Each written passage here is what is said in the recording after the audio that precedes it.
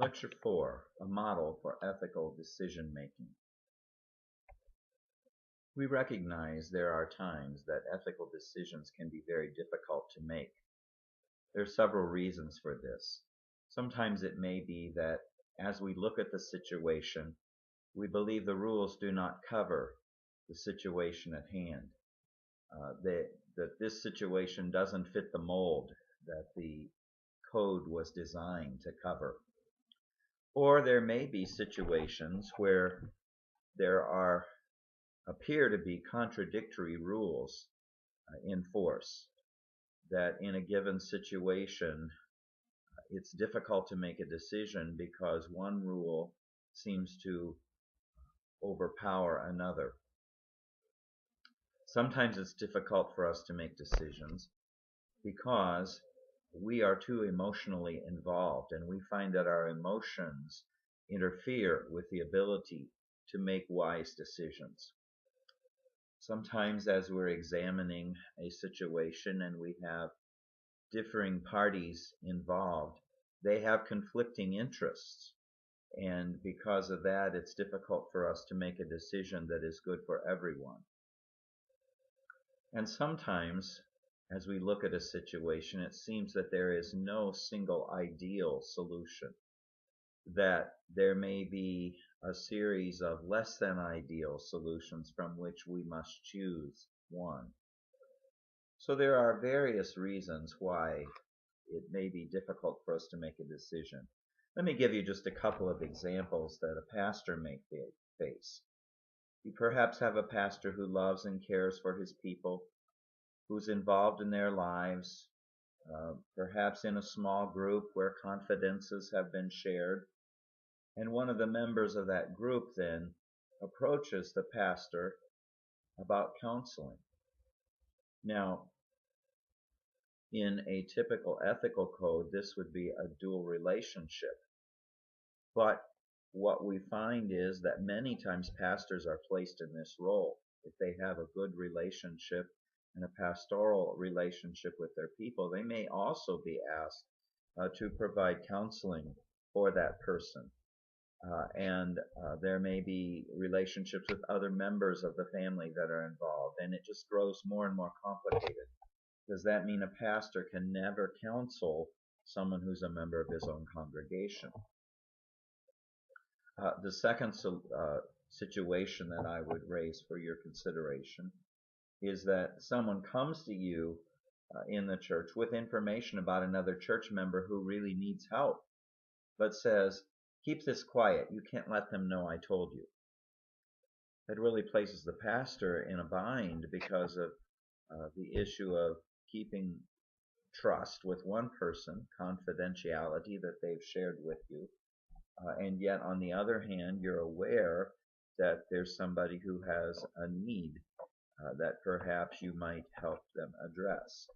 So there are situations where it's difficult, where the rules seem to be too rigid, and where we need to find other ways to make decisions besides merely looking at a code of ethics.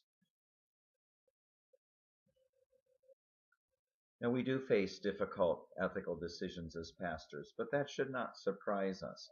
The difficult decisions in counseling really mimic the whole moral decision-making process that should be familiar to us in living the Christian life. As we attempt to live our lives, we recognize that God has spoken absolutely in some areas. However, other areas leave room for opinion.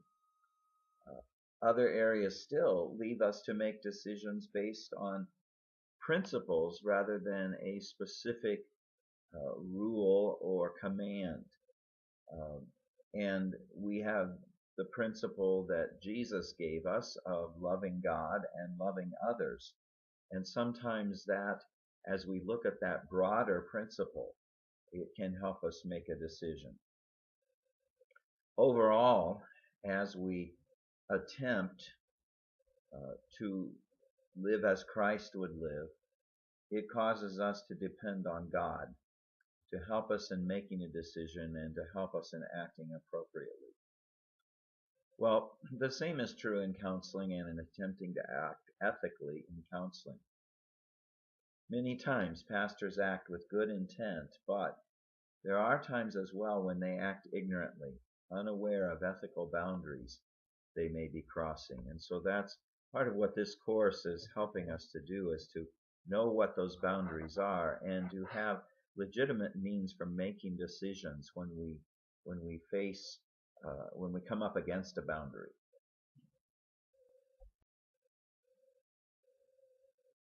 There are some basic commitments that it's helpful if we make first of all. First of all, we need to thoroughly familiarize ourselves with the adopted rules of professional conduct.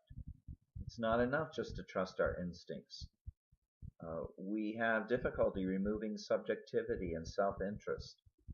We may be ignorant of what are generally accepted specific rules of conduct.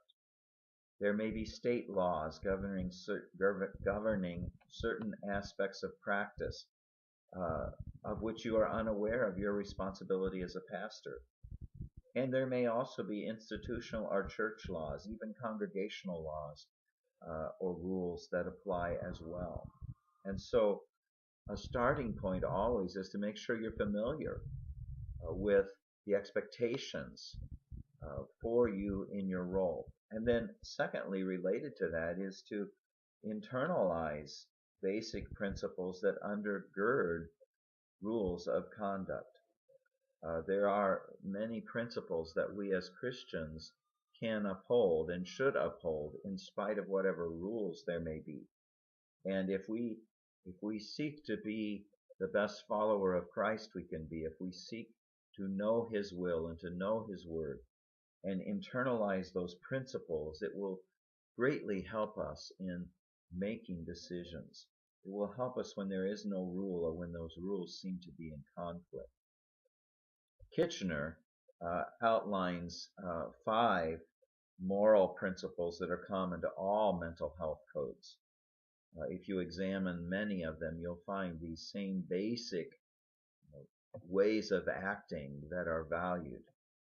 First of all, autonomy, that individuals have that freedom, that autonomy to act, and we cannot force them into acting in any way. Secondly, non-maleficence, in other words, the intention that we do no harm to someone.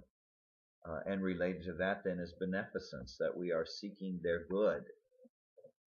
We also seek justice, in other words, to treat all people fairly without prejudice. And then fidelity. We seek to be faithful to the relationship that we establish with that person, and we expect them as well to act in good faith. So those are some basic principles that apply to anyone in a helping profession, no matter what their specific assignment may be.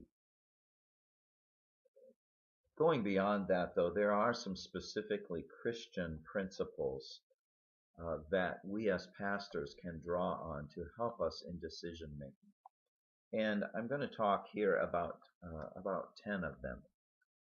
First of all, we recognize the comprehensive nature of the reign of God. God's desire and willingness to be involved in every aspect of our lives, both counselor and counselee.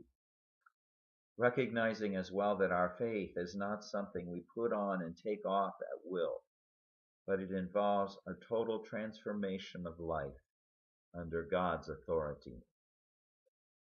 Secondly, the principle of stewardship of talents, recognizing that God equips us for the work to which we are called. We have a responsibility to Him then to be faithful in employing those talents He has given us. Thirdly, the principle of humility. We recognize our own sinfulness and our vulnerability, and that helps protect us from being overly judgmental of others. It also protects us from believing we are immune to mistakes in counseling or to misbehavior on our part. Fourthly, we see the image of God in humanity. This establishes each unique individuals' inestimable value to God and to us as we are helping them in whatever situation. The principle of autonomy. We recognize the responsibility and the power individuals have to make their own decisions and to choose their own direction in life. We see also the principle of concern for community, for both the counselor and the counselee. We recognize that our actions are not wholly independent, but involve and impact others around us, in our families, in communities, in churches. And our counselees need to recognize that as well, that they are dependent on others and that their decisions, their actions, their choices impact others. But likewise, as counselors, we are accountable. We are accountable to the larger community of faith, not just to our counselees, not just to our own wishes and desires, but we must hold ourselves accountable to a larger community. The principle of covenant as trust. Like our relationship with God, our relationships with others involve faithfulness and loyalty. We are also concerned for honesty. We recognize that relationships are strongest when they are built on a foundation of truth. This means that as counselors, we do not shy away from telling the truth, even when it is difficult. We are not intentionally untruthful, and we do not give in to requests from the counselee to commit untruthful acts, like things like insurance fraud, for example.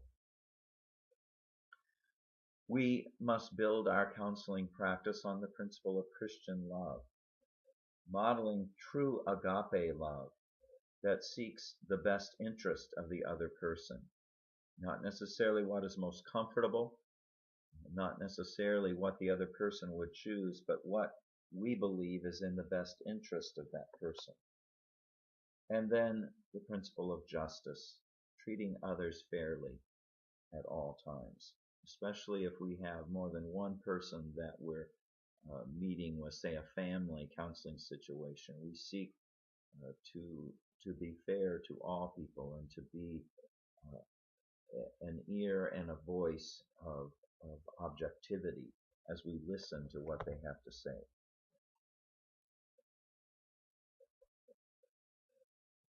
Now, in your Sanders textbook, one of the chapters, he suggests a model for ethical decision making.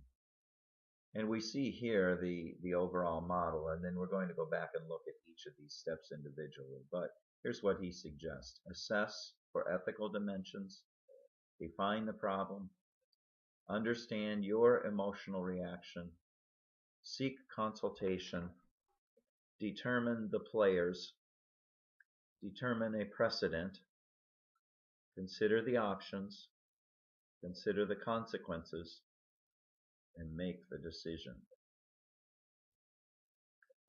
Now, Sanders says we should do the first two steps as soon as possible, assessing the situation for its ethical dimensions and seeking to define the problem. We can seek consultation and should seek consultation at any point in the process where it appears helpful, and that may occur at multiple points.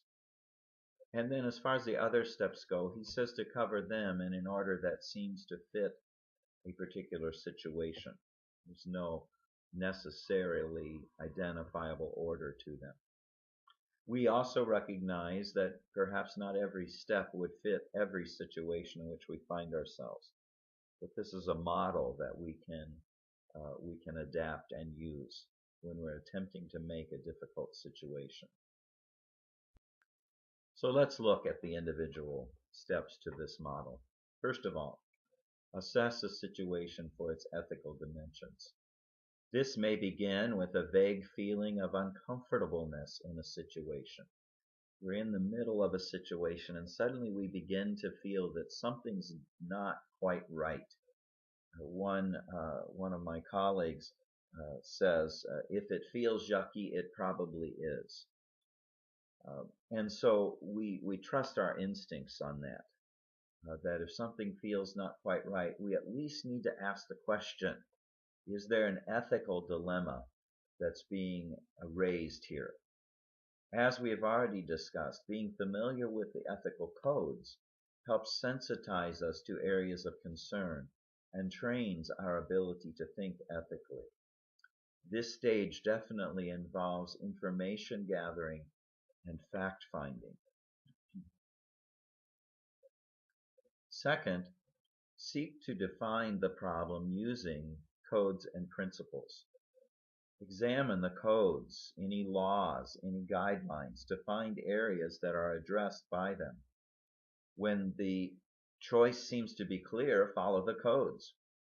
When it's not clear, look at whatever underlying principles might be involved that may help give us insight into the problem.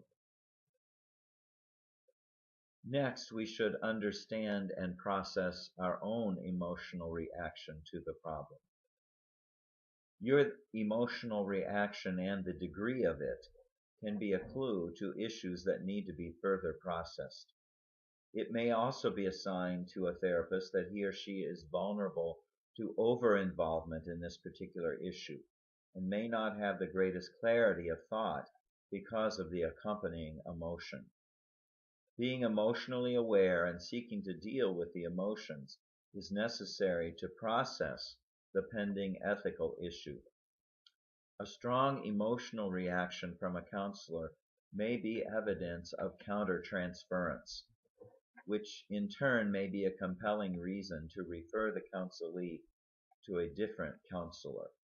Countertransference means that the situation is raising feelings in you from a past situation that has nothing to do with the current situation, but it may bear certain similarities that cause these emotions to arise in you in an inappropriate fashion.